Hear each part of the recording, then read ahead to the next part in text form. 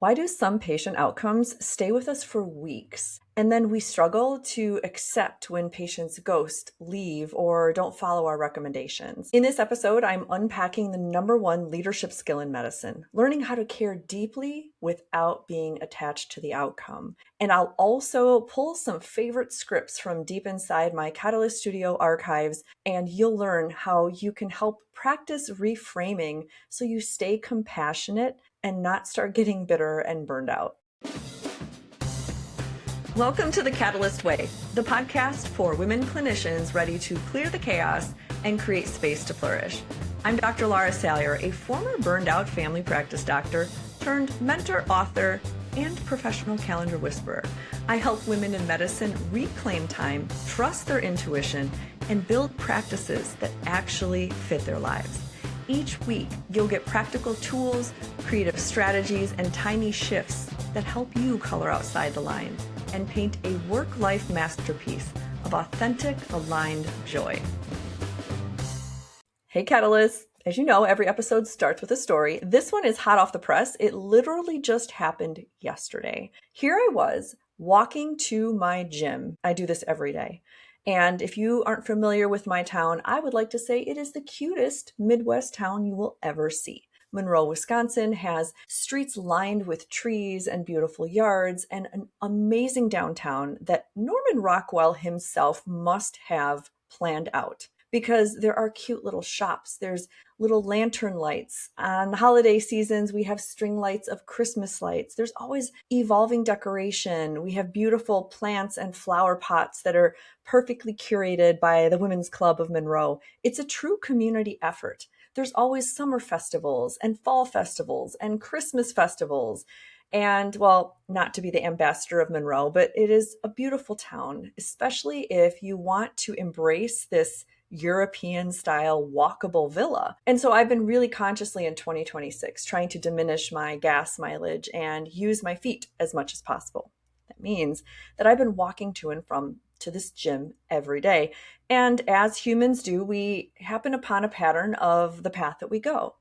And in my path, there are 3 beautiful, majestic trees that happen to be within yards of each other.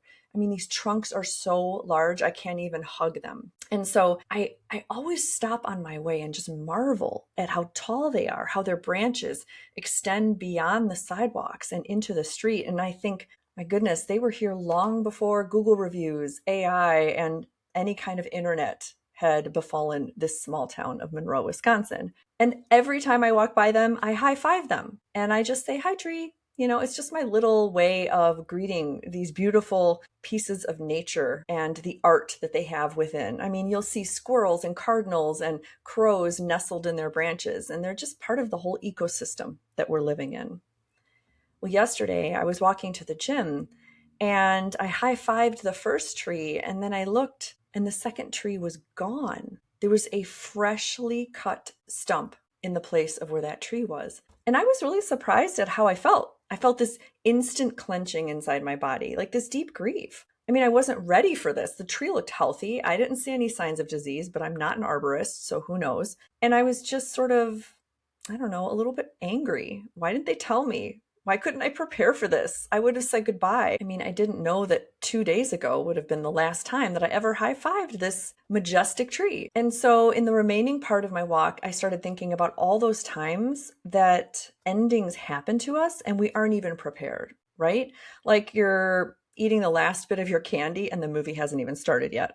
Or you're watching your teen wave goodbye as he hops in the car and drives to his summer job, and you're thinking, oh, I wasn't prepared for the time you wouldn't need me again. Endings happen all the time. Friendships, jobs, patient relationships, marriages, careers, seasons of life, trees. And this pain that we're feeling isn't necessarily a sign that something was wrong. It's actually showing us that this deep grief meant that whatever this was really mattered to us. Grief is evidence of attachment, and attachment is meaning, which brings me to the next point. We tend to make these invisible assumptions that we carry around all the time inside us. I thought we'd be together forever. I thought this patient would stay with me. I thought this business idea would work. I thought this chapter wasn't over yet. And there reality goes again, violating our expectations. As all things go, it just so happened this was the topic of my weekly Studio Time Mastermind. I literally was planning to talk about endings. And it was perfect because we talked about how this happens in the most well thought out business model. It doesn't matter what you do. Sometimes patients just leave. They might ghost or they might stall in their treatment plan, and you're left feeling a little bit of an uneasy, uncomfortable feeling in your body. And I'm reminded of this phrase that I first learned from a teacher of mine, Dr. David Hasse of the IFM, Institute for Functional Medicine. He said, SW, SWOWN, and it stands for some will, some won't, well, next. And it's not intended to sound snide or uncaring. It's more of this like emotional maturity that, you show up, you do the best work you can, you approach things with curiosity, honesty, transparency. And when things don't go the way you hoped, you just release and you move on. And I think this is probably the number one skill in medicine, having the leadership to cultivate this compassion and caring without overly investing in your patient's success. We talked about this extensively in our mastermind. In fact, one of our Catalyst practitioners admitted that she felt frustrated when her patient was doing all the right things to get better and kept doing more and more and would follow her advice but not get better. And she felt like, how can I help her? That was her question to the group. What can I do more? And the group, so wisely as we do, it's a sanctuary for all of us just to not have it all figured out, but also help each other. And sometimes the wisdom comes from that. You might not realize that you're so wise to somebody else and you can help yourself with that same wisdom. But we all agreed that maybe that attachment to the patient's outcome is what is sabotaging everything, because we are all expert healers no matter how our patients do. We all agreed that it's so easy for us as women clinicians to get attached to their outcome because we want to feel like we did a good job, when all it takes is for us to show up fully with our integrity, our honesty, our transparency, and authenticity. And as long as we're doing a good job, we really should be excited when a patient heals as the same amount as when a patient decides they're done with our services. It should feel neutral in our body, and it takes years for that to happen. Lots of practice, especially when patients want to sing your praises and you're early on in your business. You love that feedback. You want to shout it from the mountaintops, and you should. We talk about feedback and testimonials all the time. It's a great business generator, but there's a catch. When you really cling to that positive feedback, but you want to distance yourself from the negative feedback, that's not going to help your business grow. The ideal approach is equanimity, is appreciate the positive feedback, appreciate the negative feedback, or even the neutral feedback. Even those moments when patients disappear and ghost, as long as you lean in with curiosity and look for ways that you could have served them better. And if they aren't responding to that, conversation and giving you some feedback, it's okay to say, I wish you well. Compassion and attachment are not the same thing. So in that stump scenario, there's actually a beautiful gift. It shows that I admired that tree, that it was something that was meaningful to me. And that scar that I will now pass by every day is going to remind me that endings are evidence of a deep love and profound respect. You can't live a meaningful life without painful endings. The goal isn't to avoid grief. The goal is becoming somebody who can hold grief and not harden into that bitterness. And before I conclude with some catalyst questions for you to reflect on in your own growth, I'm going to read from our curriculum. We have a lesson about how to navigate these sticky situations when you're not sure if a patient is stuck, or if they need to be exited from your services, or if you should be ordering more tests, because that can happen a lot in a holistic, functional, and integrative practice. We're dealing with a lot of variables, so theoretically we could probably order tests till the end of time, and that's not good medicine. I have my notes right here. So the first situation and the first scenario is if you're unsure if the patients are feeling like you're helping them. So what do? You ask. Just say, I'm curious, do you think that this has helped? Because sometimes, I'll be honest, many of us admitted that we feel like we've done nothing, that we've uncovered new facts about their body and we've instituted new treatment protocols, but we worry that what we're doing has had no impact. And it's a refreshing thing for a patient to go, oh, absolutely. These 3 things have improved. And the thing is, they didn't tell you about those 3 things. They only were concentrating on the things that are still a problem for them. So it's worthwhile just asking, do you think what we're doing is helping you? Quick pause. If you're loving this podcast and secretly dreaming about building a functional or integrative practice that doesn't burn you out, you're my person. Catalyst Studio is the 12-month mentorship for women clinicians who want to build or scale a membership-style practice. We mix practical business strategy with creativity and flow so that you can build a thriving practice that actually fits your life. Come join us. It is the mentorship I wish I had had. You'll find all the information at drlarasalyer.com/catalyst. The second scenario is if they're pressuring you to order more tests and you're thinking, gosh, that's not only expensive, it's just fishing. If we order more tests, it means we'll have more data. It doesn't necessarily mean we'll have more clarity. And so if they're pressuring you, one thing you can say is, in my experience, I don't think additional testing is going to help you. I believe that progress might be found in things that are already inside you. And this is where I go into an explanation about how our brain likes to keep us safe by finding certainty, by searching for threats, by, helping protect us. And sometimes that's one way of us feeling like we're making progress is just getting more data. And then I usually slide into the talk about vagal nerve toning, right? How we're all into the sympathetic drive of do more, achieve more, find more data, optimize more outcomes, when in fact, we need to build up our parasympathetic restoration through our vagal nerve exercises. I give them the vagal nerve infographic that has 2 pages of things like humming, gargling, swaying, swinging, all those things that help us calm down. And so we talk about how that's just as important in the equation. We can't say that HIIT training and weight training and cold plunging and intermittent fasting are more important than meditating, journaling, doodling. They're, if not equal, actually the parasympathetic is more important in today's society. The third situation is if a patient is stuck but wants to keep going, you sense from them that they're not ready to graduate, that they want to keep working at it, but they don't need more tests. You can say, I want to ask some sensitive questions. Is that okay? I always ask consent. Usually they'll say, sure. And then I go further and say, what do you want your health for? I try to go back to that root, the anchor, which is one of the techniques I use in my efficient charting. It's the AHA method. And the first one is anchor. I go back to their anchor goals. Why did they seek out my services? Because it may have changed. And it often does. We might achieve a few other goals on the side, and then suddenly they're aiming for a goal we've never identified. So I like to just reinvestigate that. What do you want your health for? I like to dig into those motivations because they are a sense of the person's identity and where they want to live their best life. Then I step back into my role and I explained, even as a physician, I feel like my role is also to be a good steward of your finances and of good healthcare.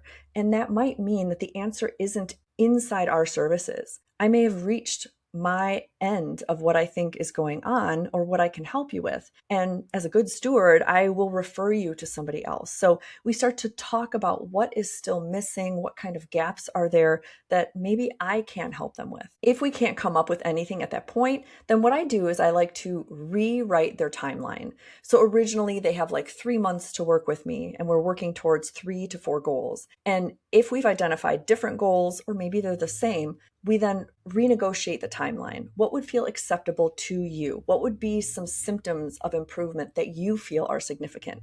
Because data isn't always going to give us our most meaningful milestones. And sometimes all it takes is a patient to say, you know what, if I could just get up once in the middle of the night instead of 4 times, I consider that a win. Now, what about this fourth scenario? It's the most difficult. It's when you feel like you are at the end of your line. You really don't feel like this is a healthy relationship. The patient is either asking for more testing on a regular basis that you don't feel is necessary, or maybe they're utilizing your portal messaging a lot. Maybe you're feeling like there's some distrust on their end and they're hinting at other things and really not being direct. This happens because oftentimes as humans, we don't want to upset somebody else. And we are just at fault as well, right? So when I sense this kind of tense feeling, and it doesn't have to happen in a patient encounter. It can happen in any conversation. First, I note it in my body and I slow my pace. And then I say, I feel a little tense. I try to name it for the patient. It helps because we can name this thing in between us that's in the room. And I say, I've been thinking a lot about your case. And then I say the hard thing. I think we see differently on the next step for this course of action. I go back to the idea of a referral. I go back to the idea of collaboration and explain that I will give them a few names, but if they do find somebody else or take this further with another practitioner, I would love to learn some of the areas that we may have missed if they come across new information. I think this shows the humility that is involved in expert clinical medicine. To be a leader, you have to be a self-leader. You have to be excellent at staying humble and staying curious about the fact that our human body is constantly changing. And even though they may go down the street to a different practitioner that may even have less training than you, it could be just luck where they end up finding out something that was new, or it could have been in front of your face all along. And it doesn't mean that you are a bad clinician, not at all. Remember, this just means that you are invested in the outcome, that you care. So just because things end doesn't necessarily mean that you failed or that it was wrong or that you need more training and you should get more certification. It just means that you had a connection of reality versus expectation. You were able to align them and you saw that they were not congruent. I'm always surprised when this happens. It feels like I'm learning this all over again. So feel free to save this episode and listen to it again and again, because no matter how many years you're in clinical practice, especially as a solo entrepreneur, you're going to have many opportunities to learn this, many AFGOs, another effing growth opportunity. So in conclusion, here are 3 catalyst questions for you to reflect on.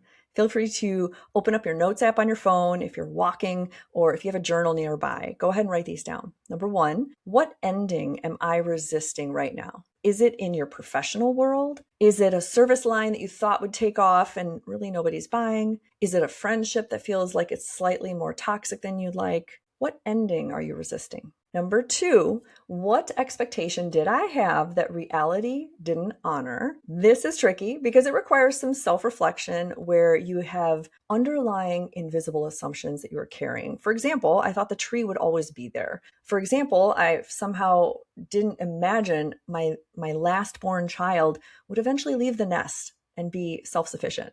And those sting, but it's a good time to level set reality and expectations. And the last thing is the meaning of it all. Number 3, what did this relationship, role, season, or experience give me that will still remain?